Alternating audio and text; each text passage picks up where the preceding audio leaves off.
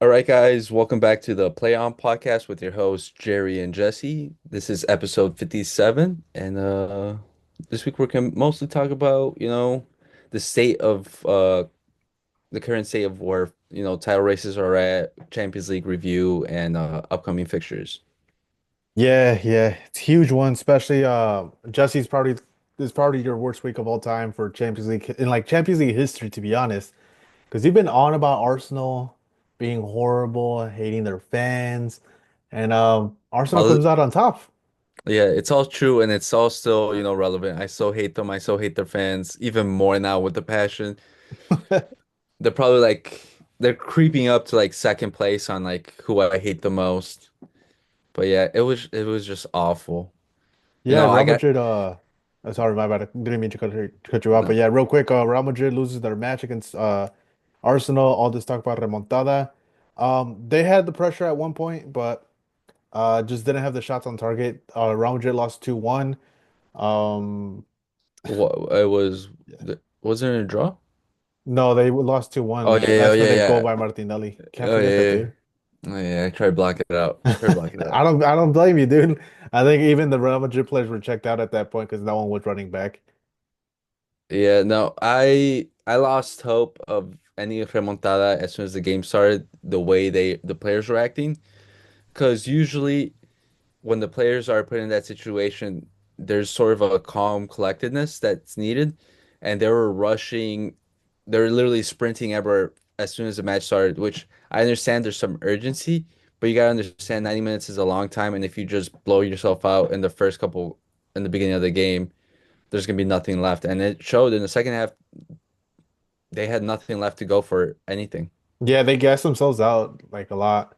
And especially too, like what I wasn't a big fan of is they were going for a lot of crosses, which their team is not known for crosses, so like scoring a lot of goals in the box. Last season, yeah, like that's how they scored a majority of their goals, but this season there was a lot of like open play. Not an open play, but like ball on your feet, a through ball, not cross.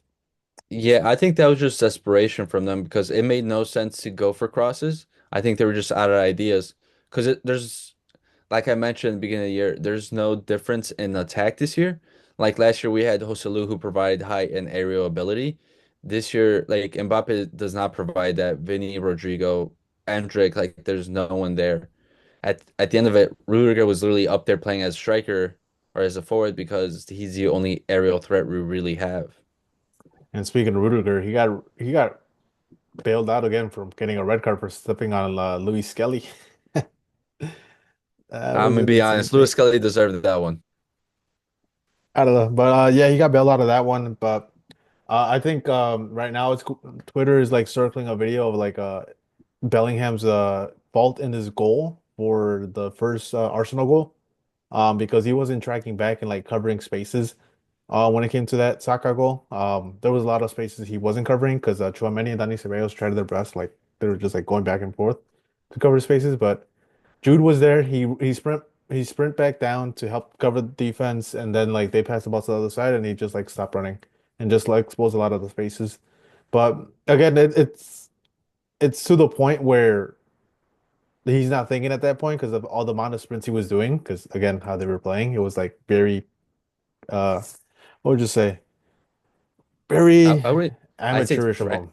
yeah, it was frantic because there was no purpose in the runs. Mm-mm. It wasn't like it was intelligent runs or like they were making correct sprints.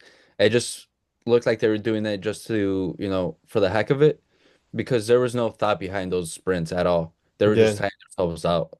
like you have to do a collective press if you're gonna press. Like if you don't do a collective press, then something's exposed and you're tracking all the way back to potentially a shot on target just because of the amount of spaces that are left.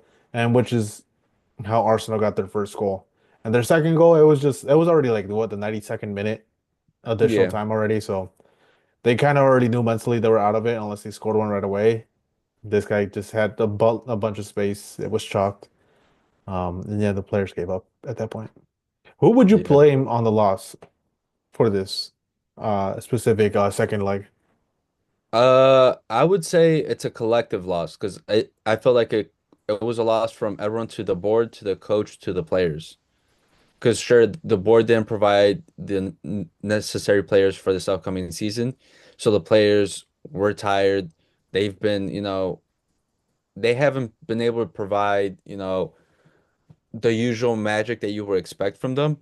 And I think it's such a wear and tear season for them that they're like on fumes, especially like as you've seen like with Valverde, uh, Rudiger, and all these players that have literally forced themselves to come back from injury early to not playing at the 100%, that we haven't seen them play at the level that we expect from them. Because Rudiger, ever since coming back from his injury, has been really bad.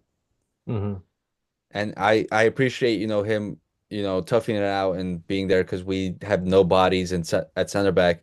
But, I can't just say like that he's been good just because of that. He's been pretty bad. And Ancelotti, because he hasn't helped the problem at all. He hasn't rotated, he hasn't made given players breaks when it was necessary. He's sort of made the problem even bigger. And it also he's made it worse because he's had players on the bench that could have come in and given the players some respite, with Guler, Endrick, and even some of the young players see if they step up even more, even if they had bad debuts. Like sometimes you just gotta give them more time and hope for the best because has been a long season and it's still not over. Yeah, and it's one of the most crucial parts. Like you're out of that competition. You only have two competitions left to compete with in like the regular season. There's Club World Cup that's after, but yeah, you got to go all out. And we'll touch a little bit more about La Liga a little bit longer, but yeah, we just want to highlight Arsenal right now. Odegaard played amazingly. Skelly played great. Saka played great, but he got injured in the Premier League match, so Hmm. we'll see if he could try to expedite his process and recover from his injury. But yeah, Arsenal looks good, but there is flaws. They're gonna have to come against PSG's team that's on fire right now. Yeah. And I think the biggest advantage that Arsenal had with against Madrid was their midfield. Hmm. Their midfield looked lively. Declan Rice was standout. Party was really good.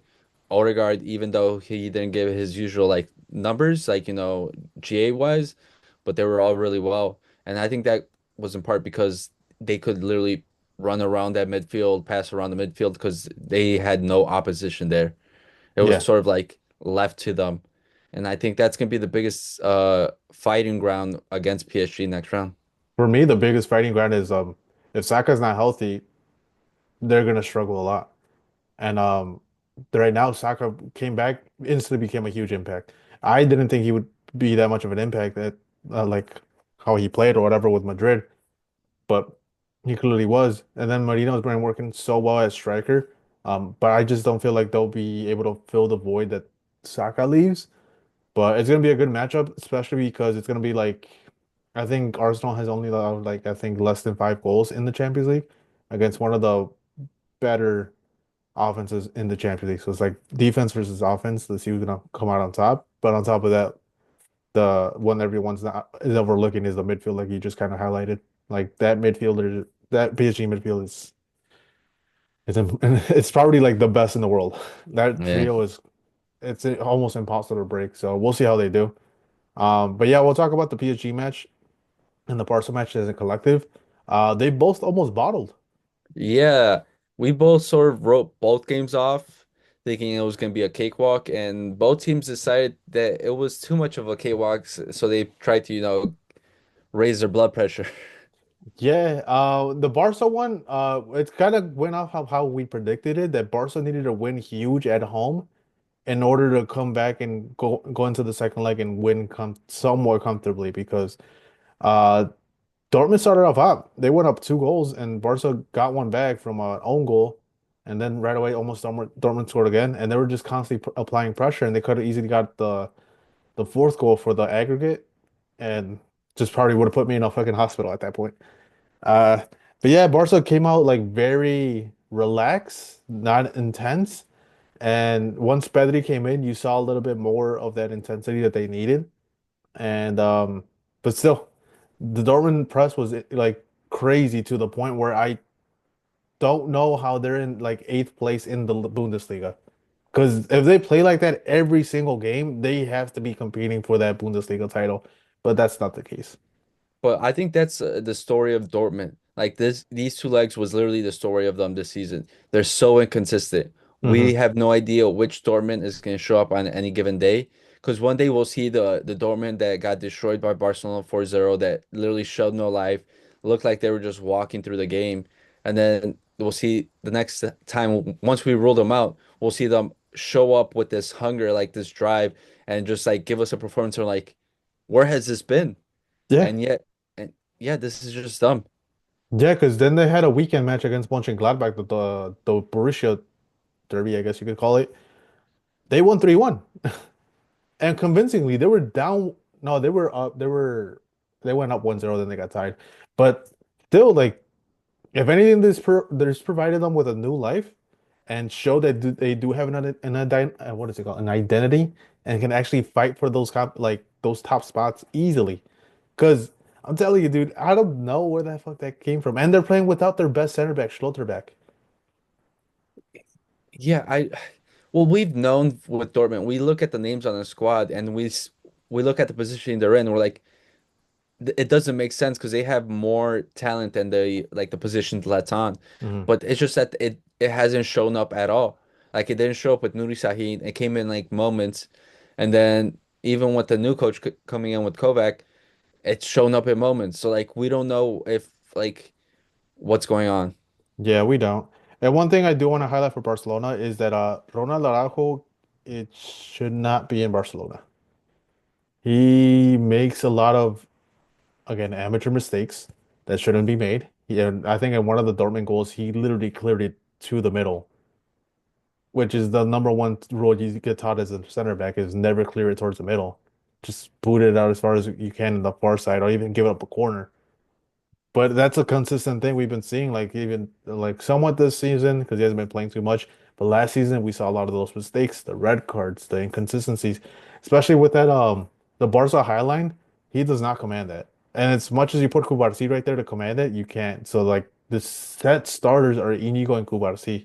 So at this point, I don't rule out of like selling him just because I don't think he has a place in the squad. Especially if we bring someone like either Jonathan Tao or even the Bournemouth center back. Um, yeah, at this point we just gotta cash in. And then also I think Martin, I don't think he's Barca level. I think he's a solid player for like mid-table to lower table teams. Hmm. But I think for Barca, it stands out how he could be a liability for them. Because, Yeah. like I said, he's not a bad player, but he's not up to the level of what's expected of Barcelona. And I think that could be attacked if he's still there. Yeah, and I was surprised because like he was starting in that match because yeah, he looked completely nervous. There's a clip going around Twitter like him just constantly like playing that high line and doesn't know whether to drop, go back, drop, go back, drop, go back, or it was just it's just stupid blunders by his end. But the if anything, the venue caught up to him. That probably made him super nervous, but at that point you have to have nerves of steel. So yeah, Flick doesn't really like Hector Fort. Um he could play left back, but he doesn't Hmm. use him. And another thing I thought of is probably Flick doing was playing with Inigo Martinez at left back because he used to play at Sociedad, but I know he doesn't have the same burners he used to have. So he'd probably get cooked in the like with pace, but I'm surprised he didn't try to use him there. Or something, because yeah, Gerard Martin has been a liability. That game and the in the weekend match as well. Yeah, so I think you guys are just hoping for when Bale comes back because he's been a good balancer of sorts for the team because he helps with the defense, but also like helps balances the offense. So he's like a good like balance to that team. Yeah, he provides a lot of the width of the attack. So just praying he comes back. But Yeah. one thing I do want to highlight for Gerard Martin, and I just completely demolish him. He does have good through balls. He does know how to place passes as well. But yeah, it's just that shakiness of it. But we'll see how it goes. There's a midweek match, so. But yeah, thankfully Barca didn't bottle the Dortmund job, and we're in the semifinal for like the first time in like 11 years. No, 2018 or Seven. six, seven, something like that. But I'm 7 flying years. high right now, Jesse. At least one of us is. I'm thinking right now there could be potentially two new winners of the Champions League, which is Arsenal and PSG. and two reoccurring winners, which is Inter and Barca. Yeah, my money is on Inter. Yeah, Inter is well, yeah, speaking of Inter, their match was closer than expected. Yeah, it was way closer than any of us expected. We all thought that they were gonna, demolish Bayern. Hmm. It didn't really happen that way. It finished 2-2, so they barely won with the goal difference. But yeah, I think in reality the difference was experience because Bayern were trying to give it a good go. Yeah, they tried everything. If anything, they played a good match. Like honestly, like they did way better than we expected. We thought Musiala was gonna be a bigger uh what would you Absence. say? Yeah, a bigger absence than he was, but yeah, they did the best they could.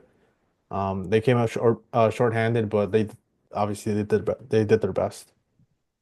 Inter Milan though is just they conceded a lot of goals, I'll say that. So like their defense is not completely foolproof. Because how many goals did they concede in total? Three. 3, yeah. Yeah. And I think that's before this match or this like matchup, it was the total goals they've conceded all tournament. So huge shout out to Bayern. There is life in their team. They could potentially win the Bundesliga. And Vincent Company doesn't look like he's gonna get fired. Yeah, the worst news ever, dude. Hey, dude. It is what it is. He's showing out as a coach now. He's developing, Jesse. Is he though? Is he really? Somewhat. It's just some of the decisions he was making, but we'll see. We'll see, especially next season, how it goes with him. Because no Thomas Mueller, he announced that he's not re-signing with the club. Yeah. So we'll see who's gonna be that leader in the locker room. I think it's gonna be a big makeshift or shifting of the guard at Bayern because I look at the squad and the amount of changes that's needed is can be a lot. Because Neuer is getting up there in age. Like I Hmm. think he's 40 or close to 40 now. I look at the back line and even though they've spent so much big money moves on center backs, it still looks like a liability. The wing backs, they have makeshift. They're turning to the Pep Guardiola model, makeshifts midfielders into fullbacks. Uh, the midfield, Goretzka and Kimmich, it looks all right. Nothing great. Pavlovic is probably like just waiting there to let's come back from his injury. Musiala looks by himself up there. Yeah. Kane's getting older. The wings need to change, and it's just Michel Olise. Yeah, Mitchell at least has been kind of carrying, and it's good to see that he's actually like stepping it up and like doing what we expected him to do. But yeah, they need help on the other side of the wing because Sane is not it. Sane, Gnabry, Coleman, they have legit three left wingers and none of them can produce. Yeah, And we'll see how it what happens to their wrecking culture in their what is it in their locker room because yeah, the coaches don't make the culture, the players do. So and legit, Thomas Mueller eats breathes Bayern Munich. He's that yeah. whole embodiment of the whole team. So I who would be the oldest player, the eldest? It would be Neuer if he's not injured. Um, Neuer, then Kimmich. Kimmich. Damn. From like it's crazy to see like the Bayern, how it's transforming right now from being like a team that's like a bunch of homegrown players to buying a lot from the market. Because look, here's a starting 11. Erbreg is like the goalkeeper. He's the backup for Neuer, obviously. But there's Hmm. Lamer, Dyer, Kim Min-jae, Stanisic, Goretzka, Kimmich, Olise, Müller, Sane, Kane. Like not so many homegrown players. So we'll see what happens. Because where did Goretzka come from? He played in And Schalke. He came from Schalke, Schalke. right? Hmm. And then Bochum. Same thing with Kimmich. He was in Red Bull Leipzig, right? I thought he came from the Bayern. No, yeah, he's from Leipzig. Youth career, he was in Stuttgart. No. So yeah, they're gonna go through a crisis, in my opinion. Yeah, and what we've known from Bayern over the years is that they would scoop up the best Bundesliga talent and just strengthen themselves and make them this powerhouse that we saw atop of Germany. But that hasn't really happened recently. A lot of the German talent has been taken away by the Premier League. Like recently, the young superstars will all go to Bayern, like if they showed like the bright potential. But past couple of years, that hasn't happened. Like even though they haven't panned out, they've been going to Premier League. Like Warner was a big talent, but he obviously hasn't panned out. Havertz, and Cuckoo, like all these players, That were at one point were even linked at Bayern. yeah, they were all linked to Bayern. And usually when that happens, we're like, oh, that's we know what's gonna happen. They're all gonna go there. But instead, they spurned Bayern and then they went to the Premier League. And then Bayern had to go to the Premier League to get their best striker and one of the defenders. Paid off for one season so far this with this one. But yeah, you would have thought like say Harry Kane wasn't in Bayern Munich this year, right? They would have gone for Gurasi over last summer. And Gurasi is looking like an insane striker at the moment. Yeah. So we'll see what they do. It's not typical of Bayern. Now they're probably gonna have to spend more money in the market than they have to, Mm, especially like what you said, more players are going to the Premier League, or even some players are even staying put. Wirtz being an example, a bunch of the Leverkusen players. So yeah. it'd be crazy. Just look at even Marmoush. Hmm. Instantly Late, went to fucking Man City, didn't think twice. yeah. It's the power of Bayern's kind of waning. Yeah. So yeah. So our semifinal matchups is going to be Arsenal, PSG, and Barcelona, Inter Milan. We'll go over predictions a little bit later. I'm just glad that Barca and Inter both have equally as horrible schedules, and they're going into an even playing field when they face each other. Same thing with the other side of the bracket; they're like going into an even playing field. I think the only one, yeah, because both PSG and Arsenal really have nothing left to fight for in any other competition because the league's basically over in both of them. And Arsenal are I want to say they're pretty safe of getting Champions League football next year, so Mhm. they can, rotate all they want. And even the cup competitions are all knocked out. So they're both going to be coming in fresh for both matches, I believe. Yeah, and just to go over Inter, because I was like getting mad at how fucking our schedule was for Barcelona, but Inter plays Saturday. No, they play Wednesday. There's the Coppa Italia. Saturday against Roma in the regular league, which they can't drop points because they already did. Then they Yep. play Barca in the Champions League. Then they play And, May 3rd, and then and again Tuesday. yeah. And Barca's in the same situation. Yeah, it's everyone's struggling currently now with just the amount of games are being played. Yeah, definitely. So we'll see how it goes. Um, our next topic is going to be La Liga. And the race just keeps getting intense and intense. Real Madrid saved themselves with points. And the Valverde fucking super strike. I was so mad when it happened. Yeah, he's probably the player of the season for Madrid, I'd say.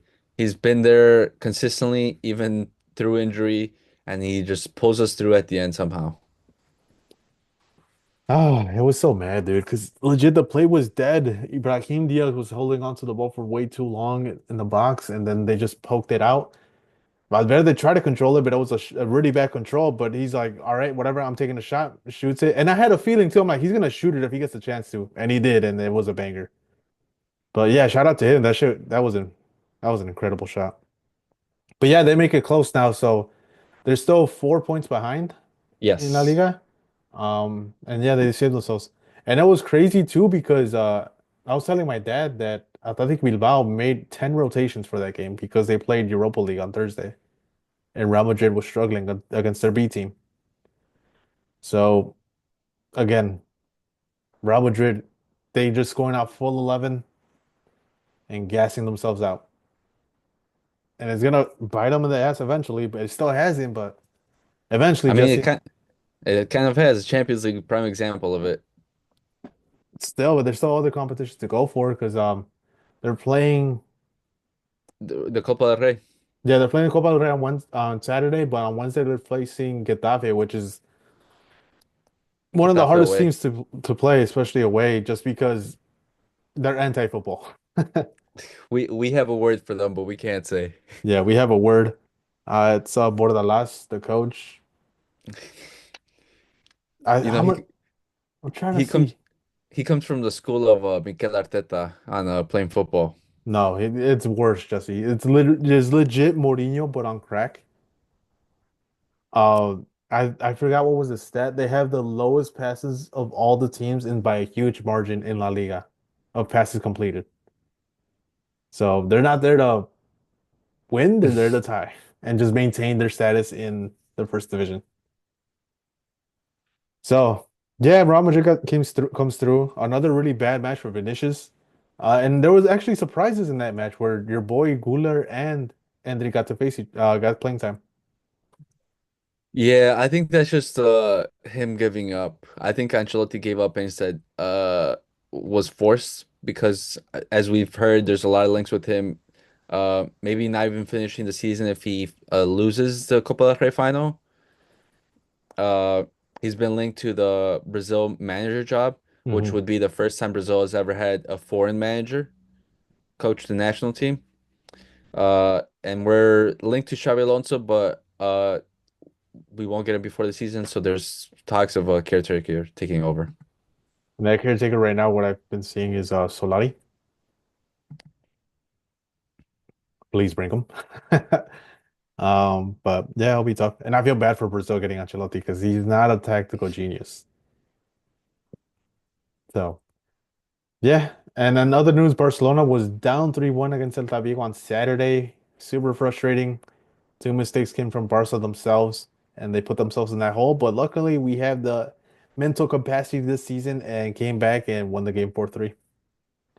Two goals were scored in 4 minutes, within 4 minutes of each other. And then we got a last minute penalty, and Rafinha put it away. Yeah, Maybe didn't added the stress. didn't the guy get a hat trick, right? What was his name? Yeah, Borja Iglesias, he did. Yeah. His first hat trick in La Liga and loses.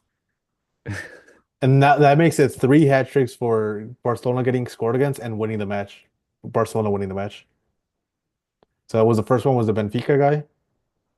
Barca won 5-4. Then that was Gurasi. Well, Gurasi, technically he did score the hat trick and won the match, but he lost The the tie. matchup. And then this one.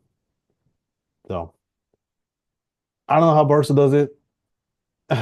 But luckily, one thing that did happen was Lamine Yamal got rest, which is great. Same thing with Pedri. Lewandowski got injured, unfortunately, and he'll be out for 3 weeks. But that's like a plus, really.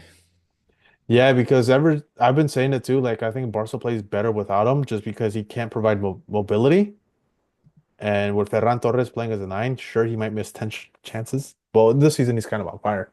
But yeah, if Ferran Torres provides mobility. He could play one-touch football and just associate himself very well. So it's probably a plus, but we'll see how it goes. Again, I would like Lewandowski because especially how he played the last Clásico. Yeah.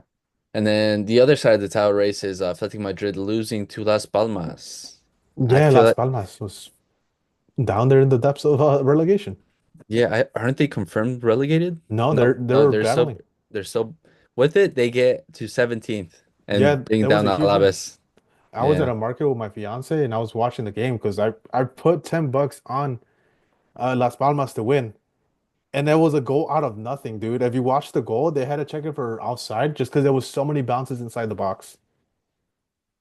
But Atletico Madrid just coming up short. Yeah, and it's all but confirms them of being out the title race because with this, they're now 10 points behind Barca. Does Atletico Bilbao stay behind them as well? They're in Yeah, fourth still. they're in fourth with 57th, so they're 6 points behind Atletico Madrid. They would have made it closer if they would have beat Madrid. Tough, tough stuff. But yeah, yeah, it's crazy how they fell apart. There's gonna be rumors again of Diego Simeone leaving. He's not gonna Well, leave. well, now there's rumors of apparently Julian Alvarez being uncontent with the performance of the team, which I think is not true. I think that's just people trying to rile things up because it's his first season there. Hmm. He's I feel like he's reached world class level because the way he's been playing has been some are even saying he's played better than Haaland this year, and I would agree with them. and I think he's gotten out of the shadow of being, the second striker. I think this is slowly becoming his team. Hmm. Like Griezmann's sort of like, being phased out, being linked with MLS. And now I think next year he's gonna make an even bigger jump. Well, it all depends too, because they're gonna have to find a replacement for Griezmann because he's leaving, and they're gonna try to have to fill that void of us finding another associate for this dude. And who's probably the biggest one? Vicky. I mean, not Vicky. It's another French guy, Cherki. He'll be a good Cherky. one. If they get Cherky, that would be so annoying, Jerry. But it'll be tough though, because like, would Cherki defend and do the press that Diego Simeone wants? I don't know. But could you imagine if Diego Simeone gets him to do that, and He'll be a it'd be great buy. scary. It'd be yeah. But we've known from Atletico they somehow always get a great striker recently. Hmm. They've gone from great striker to great striker, and I wouldn't be surprised if they get another one. Yeah, I wouldn't even be surprised if they sell Julian Alvarez and somehow get Gyökeres and Osimhen in the same team. Yeah. But yeah, I wouldn't say Julian Alvarez hits world class status. He's on the brink of it just because the goal tally for La Liga isn't there. Because he had the first couple months of the rough patch where he wouldn't score, Hmm. but he's getting there. I think next season he'll definitely hit like 25 goals per season or like 25 goals or 30 goals. So yeah, because I think he's at 13 goals in La Liga or 11, but 14. yeah, not not too shabby. But hey, what can you do? Especially with the limited squad that, well, we say limited, but they're pretty good. They had a good run, but they hit that mental wall and just if everything started falling apart. Yeah. But yeah, Copa del Rey's on Saturday, and we're just gonna preview the match a little bit. Um, Barcelona's coming off Champions League semi-final. Still kind of gas from all the matches we've been playing, and same thing with Real Madrid. They kind of hit, what would you call it? They're on the brink of breaking. Yeah, the team has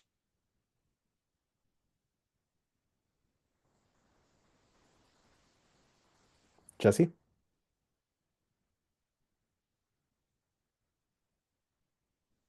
reason to win. wait, can you repeat that? That you kind of froze. Oh, damn. Uh, Basically, the team has basically started to reach a point where they've run out of ideas from exhaustion. They're just going through the motions of repeating the same thing and hoping for the best result. And the team literally looks like they're just hoping and praying for the season to end so they could, finally take a break and then hope that, they they get a bigger squad in the summer. Yeah, they're running very thin. God bless the Barcelona squad being as big as it is. Um, at first it was a problem at the beginning of the season, but now it looks like it's a blessing in disguise. Um, but yeah, but they're pretty much both gonna probably deal without their strikers because Mbappe picked up an ankle injury, but he might be forcing his way into the squad so he can play that final. He might, because he's come under criticism recently. So he might just try to prove him wrong. And I don't know. I don't feel good coming into this Copa del Rey because the defense is still the same. It's such a big problem. We all know we're going to leak goals, but the biggest problem is the offense has been equally as bad now because before we could sort of mask it with, scoring more goals, but the recent output for Real Madrid has not been there for goals. Yeah, and it doesn't help for Real Madrid is that they play a lot of individual things. So like they don't play as a collective. Like you don't see this crazy build-up play where like it's a string of like 10 passes even. It's like Vinicius trying to run down the wing or Mbappe running one of the front three is trying to run down the wing, take on people and create something, but that's becoming exhausting to a point, and it is exhausting controlling the ball for that long, especially for Vinicius. And I just wonder his fitness levels and all the whole Real Madrid fitness levels because I don't think they're up to speed of where it should be at this point in the season. Yeah, I think it's just going to be a struggle, and I wouldn't be surprised if Ancelotti just goes sit on the back and go for the counter and hope for the best. And honestly, the best I don't think is going to be there. Yeah, and even then, if they do sit in the back and try to counter, it's still exhausting playing that defense and just chasing the ball because, again, it's a whole nother thing. You get more tired when you don't have the ball. Yeah. So I think Barca should take advantage of that and try to gas them out in the, well, not even gas them out until the second half, but like gas them out in the first part of the first half up to like 30 minutes and then start like berating their defense and just constantly through balls, uh, constant movements and things like that. Well, I think the biggest problem is going to be the wings because if we have Alaba or Vasquez on the wings or even Camavinga, they're all going to get cooked because they're not up to par to the level of playing against the Barca players. And we kind of touched on this one a bit. Leverkusen has to keep winning because Bayern doesn't look like they're slowing down, especially now that they don't have a Champions League to focus on. Yeah, and but they kind of failed over the weekend. They drew with St. Pauli 1-1, bringing the Bayern's lead up to 8 points, which is not good because we're at the tail end of the season and there's like I want to say what 4 or 5 games left. Yeah, not too many left, dude. Especially with this like margin of error. I think the supercomputer has it like Bayern Munich have the 98% chance of winning it. So, And the schedule isn't too hard for them. and it sucks that they failed the head to head against them twice. Because yeah, that would have made a huge difference right now in the title race. So, it just goes to show you that head to heads matter a lot. You could at Mhm. least trade it, but yeah, you put yourself in a tough position. Bayern Munich at this point, I'd say they are not going to stumble and lose the title. That means Harry Kane is getting his first championship, and Spurs fans are going to celebrate it like they won the Premier League. So I'll say it right now. Congratulations, Harry Kane. You're a winner. I'm not gonna say it. No, you're not. You're a Don't. I winner. don't You care. I probably don't did care it in what one you of the say. most easiest leagues to do it at. It's pretty much like going to PSG. No, what's crazy is that you went to Bayern where it's practically guaranteed to win the league title and like every cup, and yet it took you 2 years and like 8 chances, and you finally won once. Don't worry, Harry Kane's gonna leave here and go to PSG right after. And he's gonna cause them to lose. He's gonna farm titles now. But yeah, it's gonna be interesting. You think Harry Kane cries? I don't care. Because you know what? Once he wins that title, everyone's gonna all the English fans, all those micro rich are gonna come and be like, yeah, he's one of the greatest number nines of all time. Put him on the same pedestal as R9, Suarez, Benzema, all these other like great strikers, and then he's gonna be like, yeah, he's the same as them. No. Let's put a stamp on that right now. No, it's not to that point. Even Bayern Oh, fans, I think, wouldn't even put it. It's one of the best Bayern strikers of all time. oh, these English fans and these Michael Richards, well, Jerry. That's on them. We're here to step them down and like put them back on earth and humble them. But yeah, surprising. That means Vincent Company again. He's gonna keep his job. Hey, listen, that sucks for Bayern fans right there because this was honestly one of the most tumultuous like Bundesliga seasons ever, where like a lot of the talent has gone away from the Bundesliga and the player and the teams are struggling. Even Eintracht Frankfurt, they kind of they lost Marmoush mid-season and they're just trying to get through the end. Yeah. Especially, we'll see if a company can attract players to come in, especially from the Bundesliga, like you said. Biggest name right now is Wirtz, especially since Xabi Alonso is being linked away. I don't think he could do it. I don't think he's going to be able to lure away top talent like that. If anything, Xabi Alonso is probably going to try to bring uh Wirtz to Real Madrid, but we'll see if that's even possible. Because I think Real Madrid is a big issue when it comes to like lineup wise. There's certain players you have to play. But the only way I do see it happening is if they sell Guler, which I think they'll be fine with selling him. I think the way I see it is if they'll sell Gula or maybe even Rodrigo, I think then it'll make sense to like Play him just on the right. yeah, automatic starting like no problems with like players and things like that. Hmm. But we'll see. Again, shout out Bayern Munich. I thought you guys were gonna And choke it. You guys didn't. Harry Kane got a hey, they title. still As can. much as Jerry, it sounds insane, dude. Harry Kane and a title does not go together. there's still a chance, Jerry. I'll cling to that hope. Think about what was it like 2 years ago when Dortmund crashed out and lost on the final day. There's still hope. There's still hope. There's I still have. hope. Hey, until I see it happen, then maybe. But right now, it's hard. Speaking of title races, the Serie A one is super close, the tightest of any race because they're even on points. Yeah, Napoli took advantage of Inter Milan losing last minute to a scissor kick against Bologna. So now they're tied on points 71 to 71. And like we said, Inter Milan's schedule is not easy. They're gonna be exhausted. And we're gonna see if they can keep this up because Napoli, they're not in the Supercopa and they're not in Champions League. They only have this to focus on, and they could take full advantage of it. And again, this is from a side that me and you had no faith in at all. Well, the beginning of the season after Rocky start, and then they came back and were looking to be firing on cylinders. But then in January they lost Kvaratskhelia, and we're like, we look at the squad and it's like the players that were on that title winning squad a couple years ago are mostly gone. Hmm.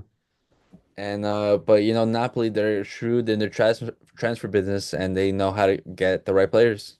Yeah, and somehow Lukaku is one of their best strikers, one of the best goal scorers in the Serie A of all time. Yeah, he loves the Serie A. So they're trying to pull it off, and we'll see if he does. Because Conte even came up with some statements saying like we don't have the capacity to even be here. Which to a point he's right. They weren't even supposed to be challenging for the title. I thought it was gonna be a longer term project for Conte. Well, if you look at it, the goals are really coming out spread out because Lukaku only has 12 goals, but he also has 10 assists, so he like, double digits in GA. But then the second top goal scorer for Napoli is Scott McTominay with 9. So that just shows you that everyone from the squad's really pulling it in for this title race. Yeah, I hope they do pull it off because they'll be a huge upset, especially for the likes of Inter Milan, who's pretty much set up to constantly win the Serie A for years to come. But it's incredible. Yeah, keep a lookout for that. Just constant matchups, great matchups in that league. Might have to get CBS for it. But yeah. Oof. And now the last thing in our list is the pick'ems. A lot of matches between the week and the weekend. A final, semifinals. What's the first match, Jesse? We have Man City versus Aston Villa. We both went with Man City for this one. Yeah, I got Man City. So, both of these teams are also playing a semifinal in the FA Cup, and we're going to predict later on. So keep an eye out for that. Then we have Mallorca versus Barcelona. I think this is pretty straightforward for both picks. Barcelona. Yeah, Mallorca, Mallorca is gonna get the job done. Yeah, Mallorca right now is battling for like the Europa League at this point. Maybe trying to sneak into the Champions League, but it's a tough side. But luckily, we play at home. That's our only saving grace. We'll see how it goes, but I think we can pull through. Then we have Real Madrid versus Getafe, and yeah, I think pretty straightforward again. Give me anti-football Getafe. I can't add anything else to say because it's true. It's just anti-football. We just gotta hope for that 1-0 win. Hey, dude, I'll take the tie for that game. Then we have the Supercoppa d'Italia semifinal. It's a 1-1 with Inter and versus AC Milan.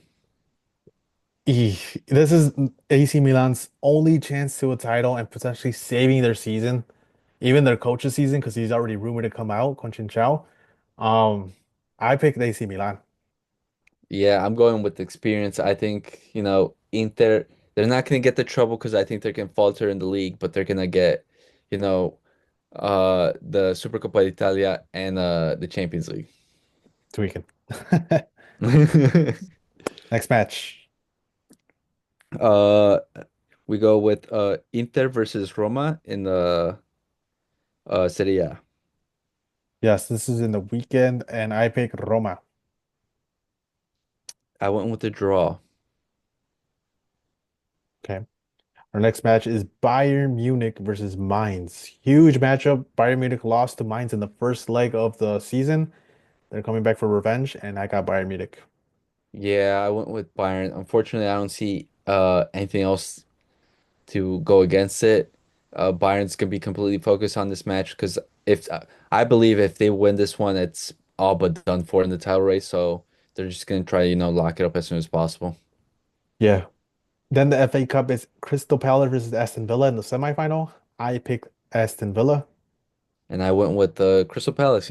Let's be different, Jerry. Let's not always go with the favorites. They are playing at home and they do well at home, so we'll see. I have a Villa just because they dismantled the Newcastle when Newcastle was like on a high, and Aston Villa just came back from playing pretty good against PSG, but being exhausted on top of that.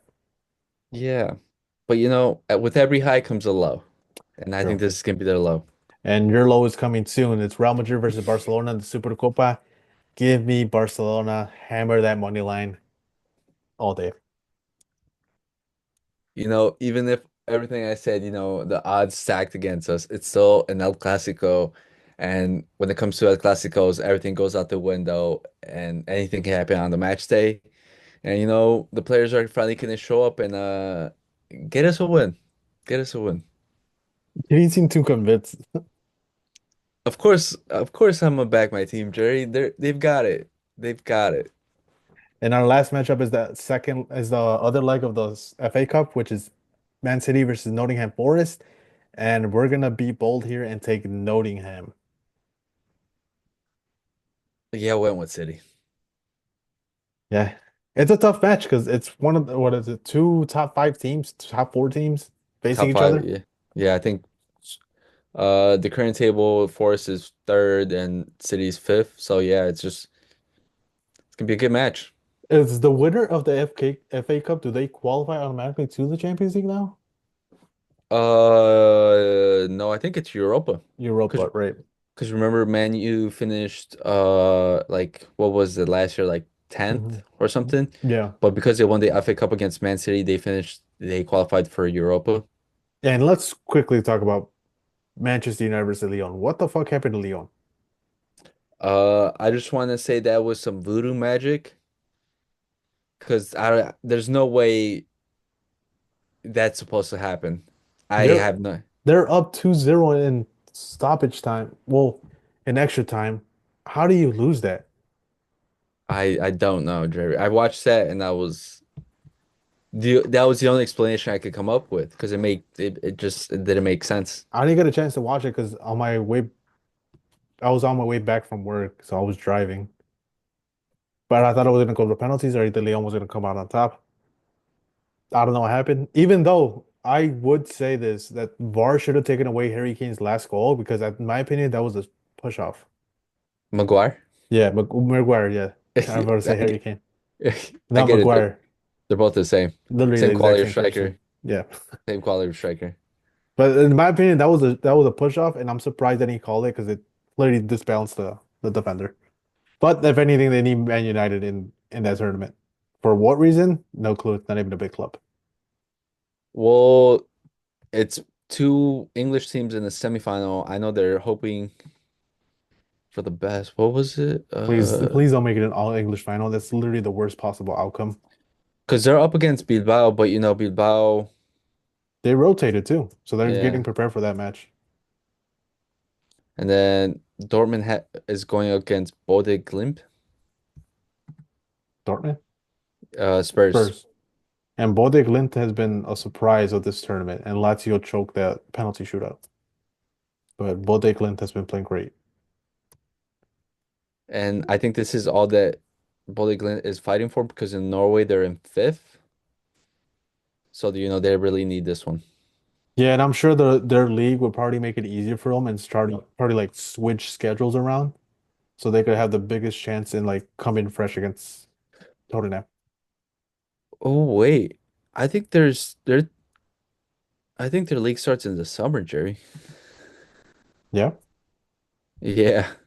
So they're playing like off season in the Europa League. that's pretty cool.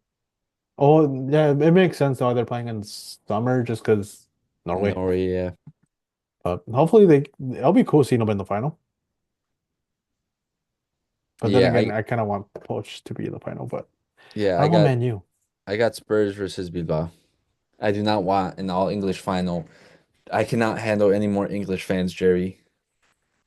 Yeah, it'll be cool. I want Bilbao to win it personally because Ernesto Valverde is clearly proving that he's one of the best coaches in the world right now. Pretty much getting Bilbao back to its rightful spot in the top four. So it's pretty cool. All right, guys, that's been our episode. Thank you guys so much for watching. Like and subscribe. The last episode got hit with copyright claims. Don't worry, I took care of it. I gotta find out the rule on it. I think it's 10 seconds, but I felt like I didn't even go past 10 seconds.